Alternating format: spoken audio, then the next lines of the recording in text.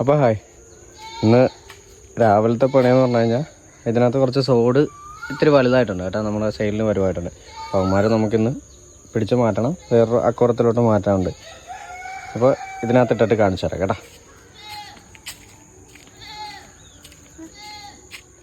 അപ്പോൾ ഇതിനകത്ത് നമുക്ക് സെയിലിന് പരുവായിട്ടുള്ളതിനെ മാത്രമേ പിടിക്കുന്നുള്ളൂ. പിന്നെ ഇതിനകത്ത് കിടപ്പുണ്ട് കേട്ടോ. അപ്പോൾ ഇന്നത്തെ ഇതിനെ പിടിച്ചതിന് ശേഷം അതിൽ നിന്ന് കുറച്ച് വലുതായിട്ടുണ്ട്, അവന്മാരെ ഇങ്ങോട്ട് ഇടണം.